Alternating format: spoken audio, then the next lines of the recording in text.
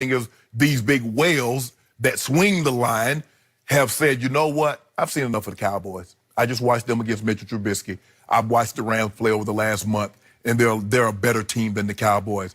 And so I wish I could have got in on that -4.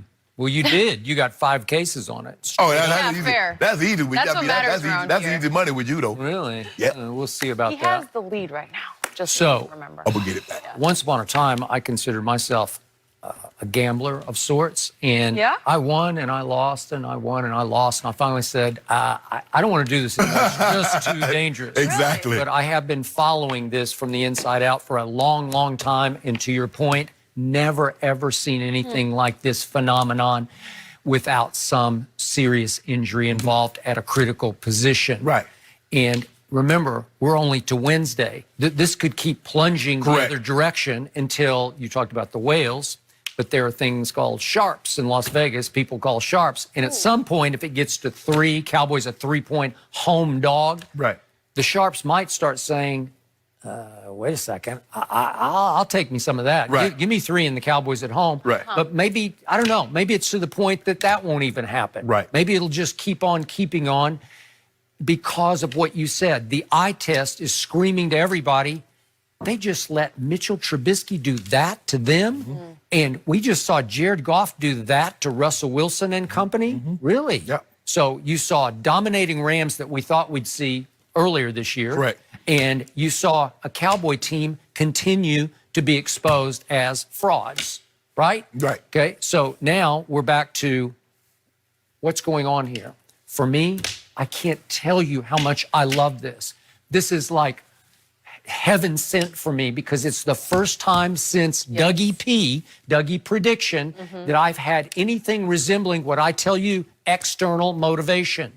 Remember, I needed Doug Peterson to virtually guarantee a victory at Jerry World on a Sunday night back in October for my team to come out like the proverbial house of fire and actually come out with conviction and urgency at kickoff. You saw it that night. They forced 2 early turnovers and took over and never looked back. And it's the only time it's happened in what are we up to now? 13 games.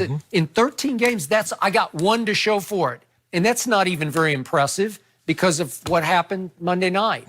So remember, Monday night was terrible for me because I needed the Eagles to win 44-0 because it's the only way to light a new fire in my locker room to create any urgency is for them to say, oh my God, the Eagles are back. They look like the team that we thought we were going to see when the season started. Instead, it took them overtime to overcome the, what are they now, 2-12 New York Giants. So to me, this is heaven sent because the point spread is just publicly shaming them because there's an outcry from sea to shining sea. You guys are pathetic. You have been exposed. You are frauds. And we're still, it's going worse and worse. Again, I don't know anybody who tracks these things, but I will bet you there's never been a wilder point spread swing without an injury. Interesting. So what do I see? I hear DeMarcus Lawrence in my locker room yesterday saying, I'm here to testify. It's time for me to start to play because I don't know what's been wrong with me. And it's like, stop it. I don't want to hear it anymore. Right, you got $100 million. You got $100 million. The moment Jerry Jones slid that check in front of you, you should have said, okay, Jerry, I'm going to show you why you gave me this money. He says, I'm embarrassed by the way I played the last 3 weeks. 3 weeks? Right, come on. 3 weeks? Yeah, the whole year. What do I keep saying? I took the D out of his name. He's just Marcus Lawrence. There's no D in DeMarcus, these dudes. right? Yeah, $100 million? You gave him credit for it? Yeah, for 1 game. 1 game. I gave him 1 game. And Zeke, he's fallen into the same category. I promise you, he's not the same as he was last year. Was it because he was in a contract drive last year? Was it because DeMarcus Lawrence was in a contract drive? You do realize Zeke is 5th in the NFL in rushing. Okay, but he's been first his first 3 years. Oh, give a skip. You know, these other guys are pretty good too. Okay, but come on. You're not seeing... Okay, I'll just take it then. I'm not seeing the same Zeke who would impose his will on defenses his first 3 years in this league. He's not playing in the attack mode he used to play in. Neither is DeMarcus. There were games last year, like against New Orleans at Jerry World, remember late in the year, the close game?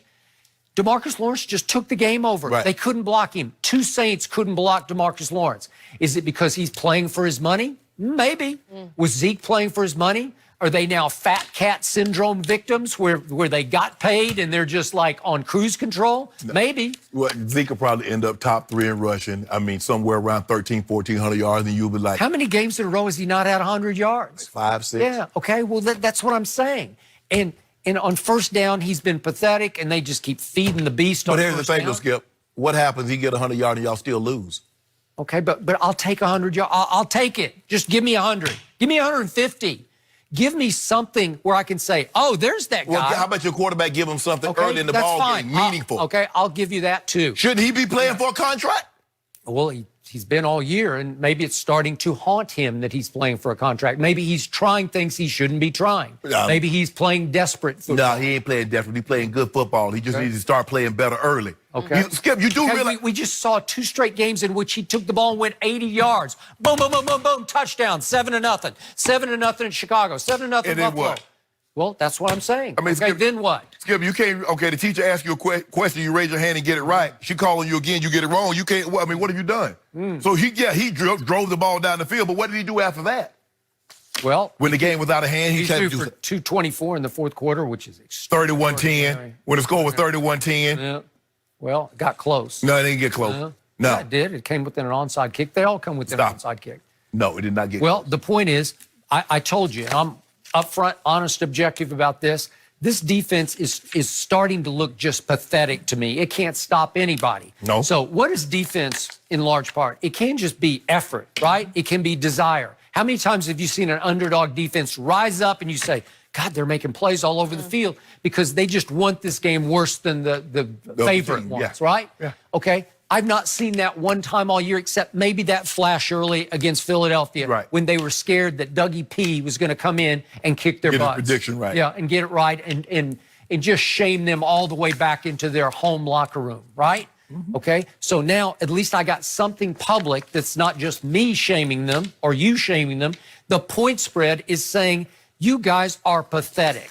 But let that sink in for a second, Skip. You got guys making millions and millions, tens of millions of dollars, and you need external forces to get them to go do their job. It's because of this guy. No, it ain't because of that guy.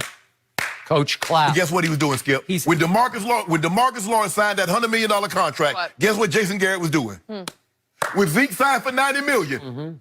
That was it. When Jalen Smith, he was doing the exact same thing. External motivation playing for money. But every game, every pregame speech is, we've got to protect the ball and we've got to play good defense. You do. We need to, and it's just, you know what it is, and it just goes in one ear and out the other. It goes in one eye and out the other. And they come out flat game after game, except their quarterback says, okay, let's take the ball and go score. And they do. And then it's like